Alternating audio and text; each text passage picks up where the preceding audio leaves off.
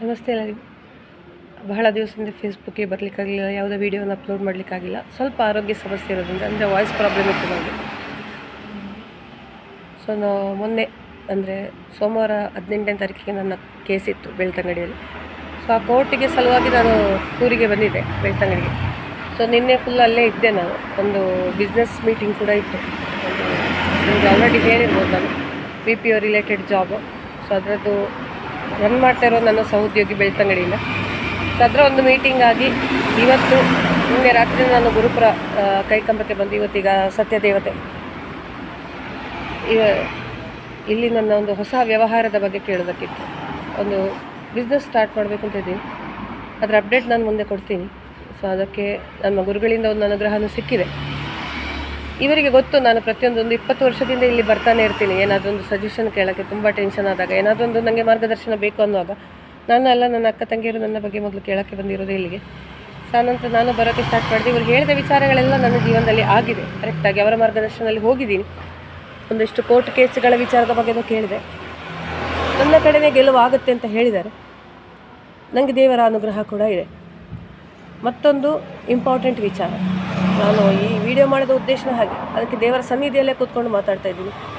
ನಾನು ಕೆಲವು ದಿವಸಗಳಿಂದ ವಿಡಿಯೋ ಮಾಡಿಲ್ಲ. ನನ್ನ ಫ್ಯಾಮಿಲಿ ಫಂಕ್ಷನ್ದ ಮೇ ಫಸ್ಟ್ ವೀಕಲ್ಲಿ ಬ್ಯುಸಿಯಾಗಿದ್ದೀನಿ. ಸೊ ಸೆಕೆಂಡ್ ವೀಕಲ್ಲಿ ಕೂಡ ಕೆಲವೊಂದು ವಿಚಾರಗಳು ಮಾತಾಡೋದು ಬೇಡ ಅನ್ನಿಸ್ತು ನನಗೆ. ಈ ಹೋರಾಟ ಅದು ಇದು ಬೇಡ, ಸ್ವಲ್ಪ ದೂರ ಇರೋಣ. ವೀಡಿಯೋಸ್ ಬರುತ್ತೆ, ಬೇರೆ ಬೇರೆ ವಿಚಾರಗಳಲ್ಲಿ ಬರುತ್ತೆ, ಅದಕ್ಕೇನು ತೊಂದರೆ ಇಲ್ಲ. ಸೊ ನಾನು ಈ ಪರಿಸರದಲ್ಲಿ ಕೂತ್ಕೊಂಡು ಹೇಳೋದಾದರೆ, ಆ ನಡುವೆ ನನಗೆ ಫೇಸ್ಬುಕ್ಕಲ್ಲಿ ಒಂದು ಫೇಕ್ ID, ಸತ್ಯಮೇವ ಜಯತೆ ಜಸ್ಟಿಸ್ ಫಾರ್ ಸೌಜನ್ಯ ಅಂತ ಫೇಕ್ IDಯಿಂದ ನಾನು ಯಾವುದೋ ಹಾಕಿದ ಒಂದು ಪೋಸ್ಟಿಗೆ ಕಮೆಂಟ್ ಮಾಡಿಕೊಂಡು ಕಾಲು ಕೇರಿ ತೊಗೊಂಡು ಫೈನಲಿ ಅದು ಬರೋದು 2-3 ಜನ, ಒಂದು ಸ್ವಾತಿ ಕುಲಾಲ್, ಒಂದು ಸ್ವಾತಿ ಕಿಶೋರ್ ಅಂತ ಸ್ಟಾರ್ಟ್ ಆಗಿದೆ, ಮತ್ತು ಈಗ ಹೇಳಿದ ಫೇಕ್ IDಗಳು ಒಂದು 4-5 ಜನ ಅಪ್ಪ ಅಮ್ಮ ಇಲ್ಲದವರು ಈ ಫೇಕ್ IDಯಲ್ಲಿ ಬಂದು ನಾನು ಯಾವ ವಿಚಾರದ ಬಗ್ಗೆ ಮಾತಾಡೋದು ಬೇಡ ಅಂದ್ಕೊಂಡಿದ್ದೀನೋ ಆ ವಿಚಾರದ ಬಗ್ಗೆ ಹೇಳ್ತಾ ಇದ್ದಾರೆ. ಅಗೇನ್ ಪ್ರಶಾಂತ್ PRS ವಿಷಯದಲ್ಲಿ ಇಲ್ಲ ಸಲ್ಲದ ಅಪವಾದವನ್ನು ಹೇಳ್ತಾ ಇದ್ದಾರೆ. ಇವತ್ತು ನನ್ನ ಗುರುಗಳಿಗೆ ಇಲ್ಲಿ ಅರ್ಚಕರಿಗೆ ಅದನ್ನೇ ಹೇಳಿದೆ ನಾನು. ಈ ವಿಷಯ ಅವರು ಕ್ಲಿಯರಾಗಿ ಹೇಳಿದ್ದಾರೆ, ಅವನ ಸಹವಾಸ ಬೇಡ, ಅವನು ನಿನಗೆ ಮೋಸ ಮಾಡೋಕ್ಕೆ ಅಂತಲೇ ಬಂದಿರೋದು. ಅವನ ಜೊತೆ ನೀನು ವ್ಯವಹಾರ ಮಾಡಿದೆ, ಖಂಡಿತ ಮೋಸ ಹೋಗಿದ್ದೀನಿ ಆಲ್ರೆಡಿ. ನನ್ನೊಂದು ಮೊಬೈಲ್ ಕೂಡ ಇದೆ ಇಲ್ಲಿ. ನೀನಾಗಿ ಕೇಳಕ್ಕೆ ಹೋಗಬೇಡ, ಅವನಾಗಿ ಕೊಟ್ಟರೆ ತಗೋ, ಇಲ್ಲಾಂದರೆ ಅವನನ್ನು ಉಪಯೋಗಿಸ್ಕೊಳ್ಳಿ, ದೇವರು ನಿಮಗೆ ಬೇರೆ ಶಕ್ತಿ ಕೊಡ್ತಾರೆ ಅಂತ ಹೇಳಿದರು.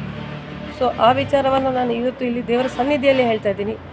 ಆ ವ್ಯಕ್ತಿ ನನಗೆ ಮೋಸ ಮಾಡಿದ್ದು ಹೌದು.